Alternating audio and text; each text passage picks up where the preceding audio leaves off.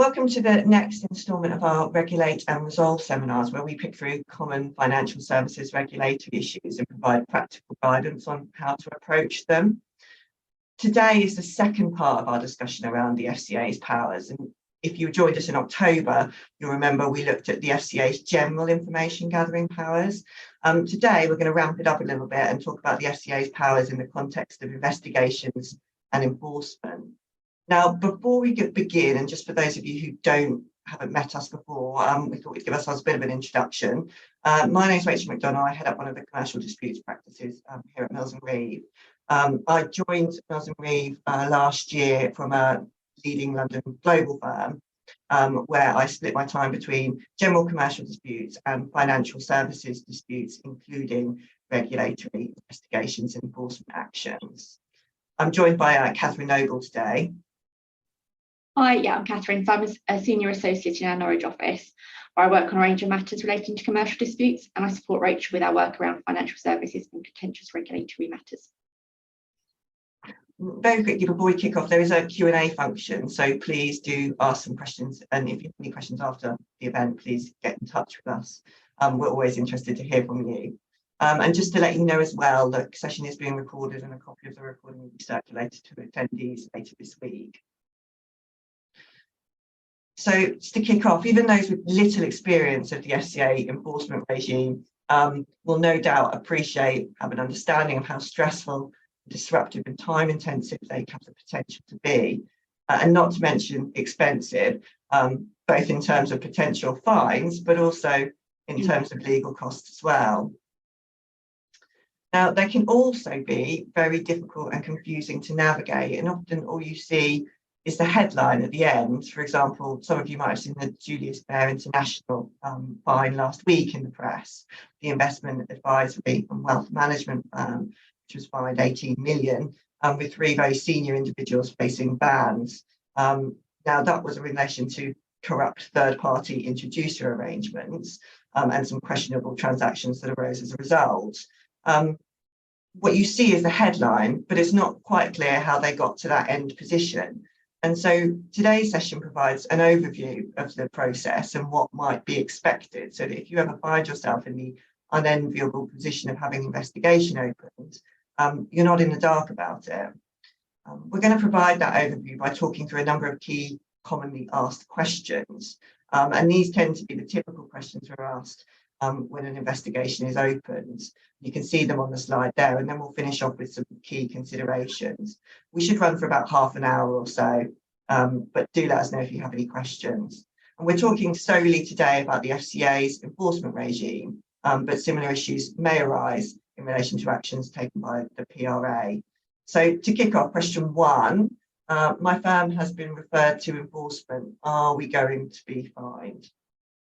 So when a firm is being investigated, being fined is a possibility, but it's not an inevitable result. During the course of an investigation, the FCA could decide to discontinue, for example, if there is insufficient evidence or its concerns prove unfounded. Now, we don't have statistics on how many investigations are abandoned or lead to enforcement by the FCA, but we know there are quite a few investigations that don't go beyond that initial stage.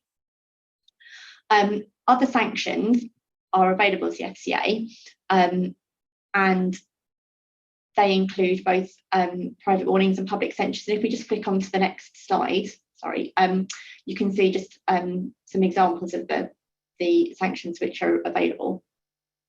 So in addition, you have things like the variation, cancellation, suspension or restriction of a firm's regulatory permissions, and of course you do have fines. It's not a case of either you get fined or there is another sanction, because sanctions can be used in combination depending on the circumstances that give rise to the FCA's complaint. Rachel's going to discuss penalties in more details later, including the ways in which it's possible to limit the size of a fine if that is going to be a result. Thanks, Catherine. I guess connected to question 1, sometimes we're asked, is this a criminal or a regulatory investigation? So at the moment, certainly the reality is that the vast majority of FCA investigations are regulatory. The FCA does have power now to bring criminal prosecutions for certain breaches, for example, in relation to alleged breaches of the money laundering regulations, insider dealing and market abuse. And it can also undertake investigations where unregulated entities are conducting regulated activities. So they're acting in breach of the general prohibition, which is in turn a criminal offence. To date, the FCA has been quite slow to issue criminal proceedings, but in March last year, it brought criminal proceedings against NatWest for failing to properly monitor suspicious activity by a customer. That was the first criminal prosecution brought under the money laundering regulations. Just briefly, the bank's customer was a jeweller whose business had been shut down in 2016 following a police investigation. The customer went on to deposit around £264 million in cash, often transporting literally hundreds of thousands of pounds in a black bin bag. NatWest pleaded guilty, and it was fined £264.7 million plus other costs, and it had to pay the FCA's legal costs, which were £4.2 million. Like I say, that was the first criminal prosecution that we've seen, and it was very fact specific, and it was, it has to be said, at the more extreme end of the money laundering scale. It does appear to be indicative of the FCA's focus on ensuring that there are severe consequences, whether criminal or civil, for firms who have failed to have purposeful anti-money laundering measures in place.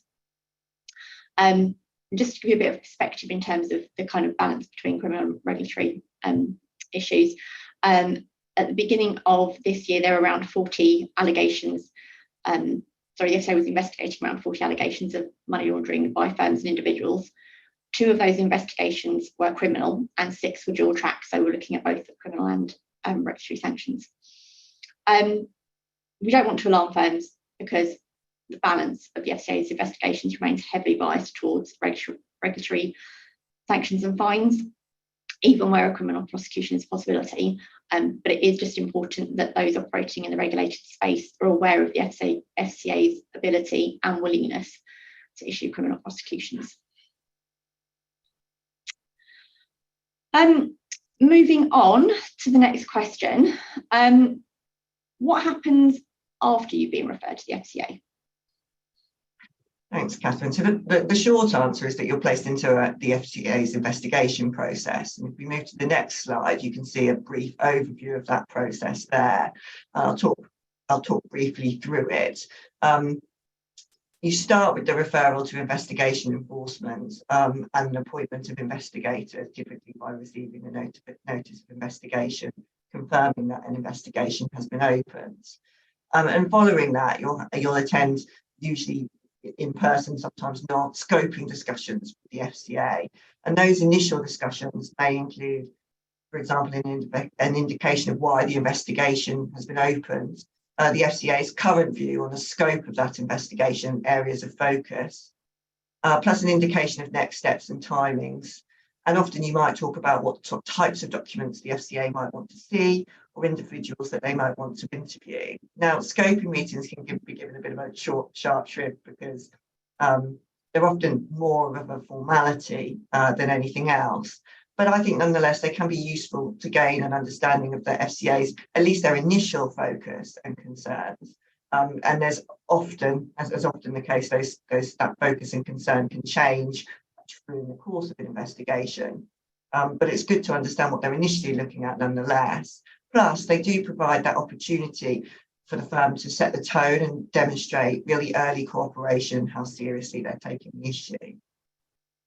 So then, moving on from scoping discussions, the investigation process sort of begins. And this is the documents and interviews stage, where the FCA will make various requests for documents and will undertake interviews of witnesses and those under investigation.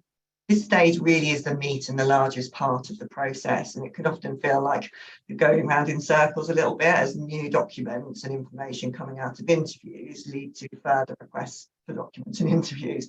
In one case I had a few years back, once made at least 13 or 14 different written submissions over a period of weeks, only for a few months later to be met with more information requests. So it can be an iterative process, one that takes many months, if not years to complete.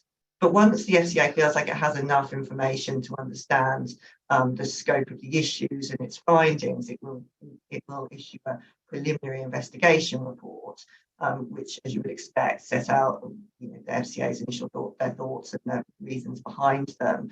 And the firm will be given an opportunity to provide comments, often within 28 days. And it's at that point really where the firm starts to have a few options. It's typically sort of running through the process until that point, but you can see at the bottom of the slide there, the options are: you can seek an early resolution through settlement negotiations, and following the introduction of a new procedure a few years back, that can actually now include sort of settling all or part of the matter. Over recent years, we've seen more examples of firms agreeing the facts and findings of the FCA, but then, for example, seeking to challenge the size of the fine.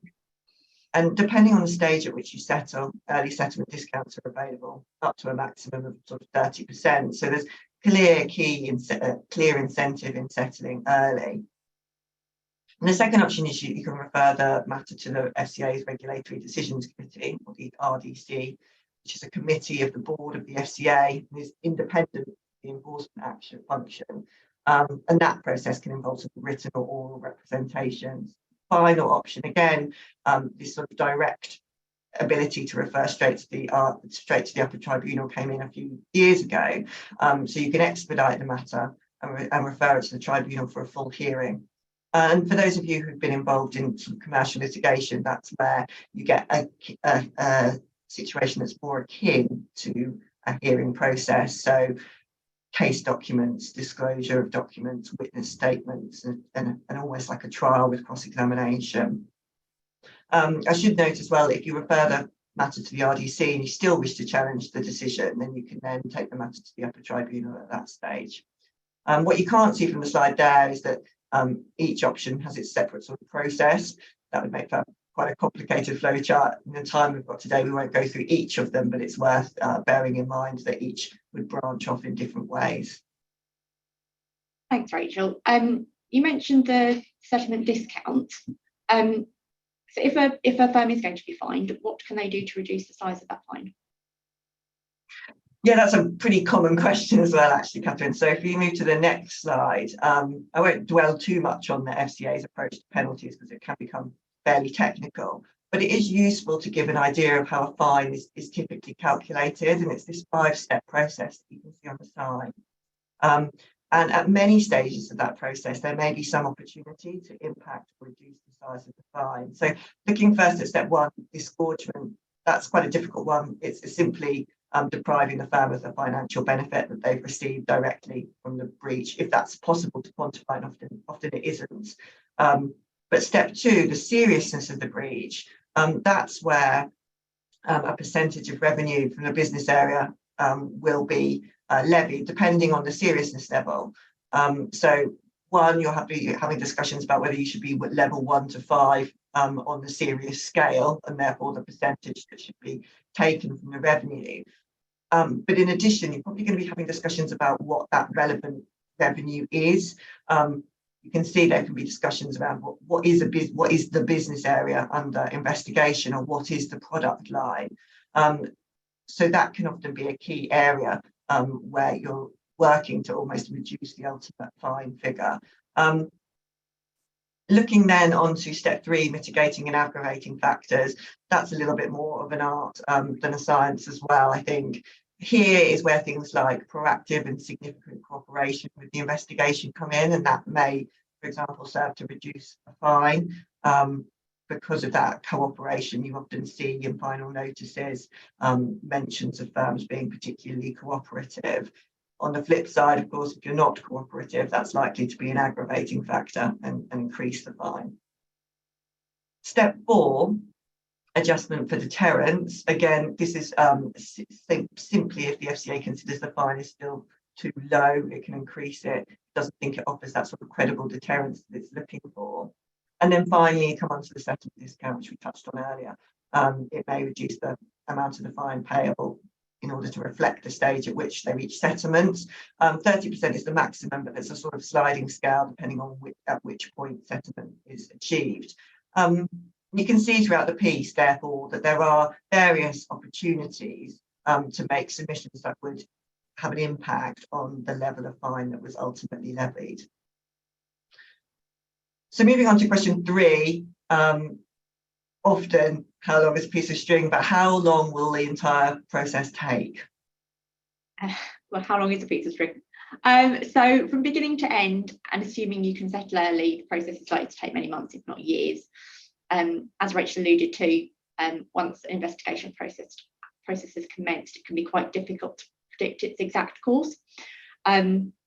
Over recent years, we've heard quite a lot from the FCA about how they want to close investigations early where they can, and this was echoed again at a recent conference that Rachel and I attended.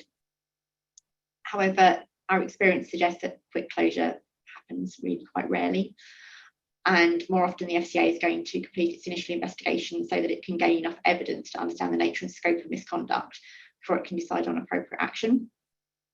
To give you a couple of more concrete examples, the FCA actually faced some criticism for taking around 5 years to commence the criminal prosecution against NatWest, the one I was talking about earlier. In justifying that delay, the FCA pointed to the fact that the investigation had taken over 30,000 staff hours. It had to compel interviews with 85 witnesses, and there was a forensic review of over 300,000 documents, not to mention lots and lots of rounds of legal correspondence. In contrast, the FCA issued a final notice in 2020 against Commerzbank.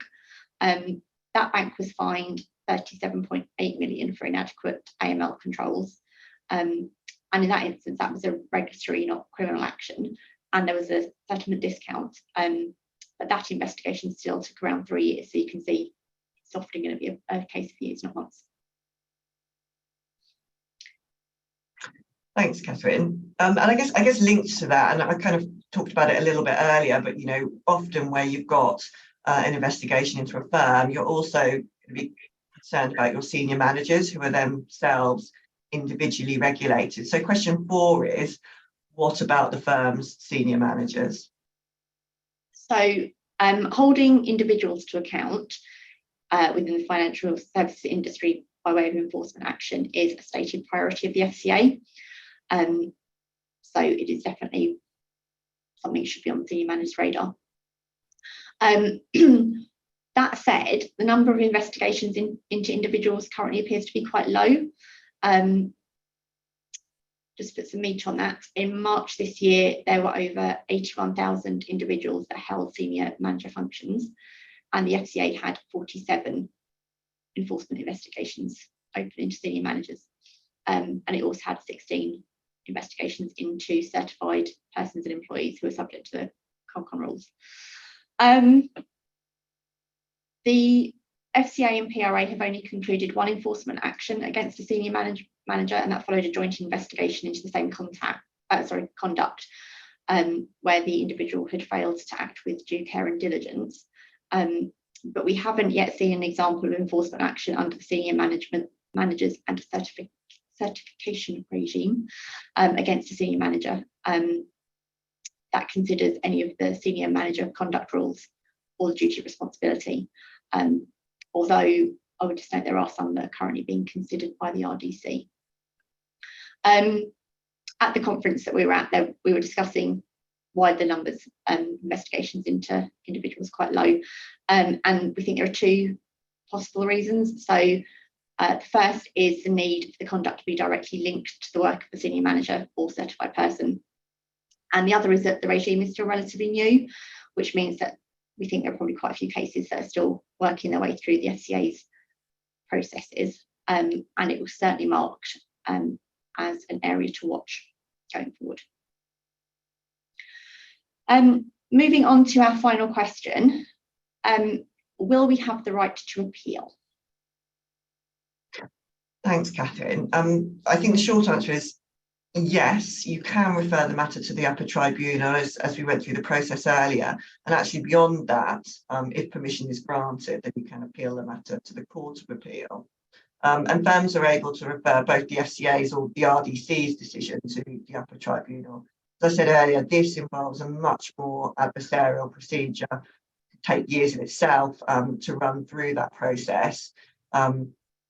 Again, it can help, to get witnesses on the stand, and you'll often see things going to the upper tribunal where you've got individuals involved.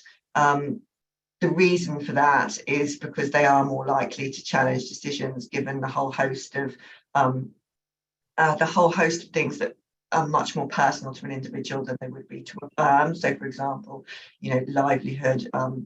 They might be facing a general ban, which would prevent them from working in future, and personal fines. So you do see much more individual action up in the upper tribunal.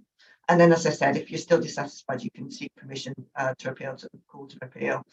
In terms of outcomes, I think it's fair to say you don't regularly see the upper tribunal disagreeing with the FCA's decision, but it has happened, and it's not to say it doesn't happen at all. We thought we would finish the session with a few practical points, and that you move to the next slide. You can see sort of 3 areas that we're going to talk about, and what we've tried to do in the last 20 minutes or so is to provide an overview of this sort of complicated and quite lengthy process. And there are lots of practical considerations throughout, including in relation to matters that we've discussed in previous webinars, such as communications, privileged materials, and trying to control that narrative and limit the scope of what the FCA is looking at, and general strategy and approach. But we wanted to finish up with some sort of key initial practical points and things that firms are typically most concerned about at the outset. So the first thing that we would say, and arguably we would say this, is to seek early legal advice. It can be really helpful in dealing with the FCA, because the way that the matter is handled from the outset is really important in terms of setting the tone of the investigations. So we can help with identifying the issues, possibly narrowing them down, maintaining proactivity, so both with the FCA and also in terms of the steps that the firm should be taking in order to kind of meet the requirements the FCA has put in place, and also work with you to consider your options. Often the decisions that are taken at quite an early stage, for example, as Rachel was talking about in relation to scoping, can have a really long-lasting impact on the course of the investigation and the outcome. And also, as people who deal with this, we can help you to control the firm's narrative, and like I said, to limit the scope, and really try and keep the investigation focused on the issues that arise. You can see the second one on the slide there is around disruption to business and sort of limiting their interruption. The biggest, we talked a bit about, and I'll come on to in a minute, a bit about the investigation process itself, but the biggest disruption might well be if the FCA doesn't want the firm to conduct the business in question while it investigates. And as you'll appreciate, that can cause significant issues depending on what it is they're investigating and how big a part of the firm's business that is. So the question then is, can you work around it? And that will often depend on the issue. But for example, can you satisfy the FCA while it investigates by putting extra controls in place so that the business can continue? Actually, is it a small part of the business? So can you stop the activity for a period? Often it has to be said that a lot of firms under investigation will sometimes close the business entirely because of the action of the investigation. But as I say, it depends on what's being considered. And there are, of course, other factors to consider. Regularly, we're in a situation, we're talking about what we call a balance of customer harm, which basically is looking at, well, what would the impact be on the customer or the end user if the firm just stopped doing whatever business it was that they were doing? Would the customer be more impacted if the service was no longer offered? And we have had some real success in having a dialogue with the FCA around that to enable firms to continue the work whilst they put in place controls to address some of the issues. In terms of the investigation process generally, I think you can see from what we've talked about, it is going to be disruptive, and for those involved, it's stressful. And Catherine will come on to talk about reputational points, but it helps to limit it to a need-to-know, the matter to a need-to-know basis, both from a reputation aspect, but also just from a disruption perspective as well. And it is pretty much, a bit of a project management exercise and can be approached that way. So work to plan bottlenecks and additional resource needs in advance, and to help and support those who are going into the interview process to enable them to understand what they can expect and to make sure that they're fully prepared for the process as much as they can be. So there are ways in which you can help put in place controls to try and limit the disruption to the business. Thanks, Rachel. And then just finally, I want to touch on reputational considerations that come out of this. So I guess the starting point is an investigation will be confidential until the FCA decides to publish a notice. And there are various notices it can publish. So they include decision notices, final notices, warning notices and cancellation notices. But that is only a snapshot. And the notices are all available on the FCA website, so they can be picked up by the press or consumers. Now, the FCA can publish notices at various different points in the life cycle of an investigation, but equally, it doesn't necessarily publish multiple notices in every case. So, for example, a warning notice is generally issued when prohibition is a possible outcome and the FCA wants to let the market know. Decision notices are issued if the FCA decides to take action, and then final notices deal with the outcome of an investigation. Now, given the content of a notice could impact on a firm's reputation and potentially its business, it can be possible to negotiate the content of that notice with the FCA, and often even adjusting the tone can be of assistance, but you might actually be able to tweak the content as well. Once published, it's obviously becomes a case of kind of mitigation and damage control. As a firm, it's really good if you can be seen to be quite proactive in terms of the steps you're taking, show how seriously that you're taking the issue, and that you're trying to address the problems. So that could mean revising your internal procedures, it could mean contacting customers, or it could mean offering financial redress. And we have touched on those things in previous webinars. Thanks, Catherine. I think hopefully that gives us a good overview of the enforcement process and what might be expected in the different stages, and including those key questions. We just got time for one question before we finish up, which I think is, if you challenge the fine but not the finding, so that's the process we were talking about earlier, do you lose your 30% discount? Actually, the new procedure was introduced to enable firms to challenge parts of the FCA's findings without losing their all coveted 30% discount on a fine. So the answer to that is no, you don't lose your 30% discount, because the rule change that came in a few years ago. And as I think I said earlier, we've seen a number of firms that have made this challenge and kept their 30% discount. So, for example, the Carphone Warehouse in 2019 was fined 29 million for mis-selling its Geek Squad product. That was an example of where it sought to challenge the size of the fine. Ultimately, it was able to keep its 30% discount. So the answer is no, you don't. But I think that's probably all we've got time for today. So I just wanted to thank you very much for joining, and to say that a copy of the recording will be circulated after today's webinar. Thanks again. Thanks, Mike.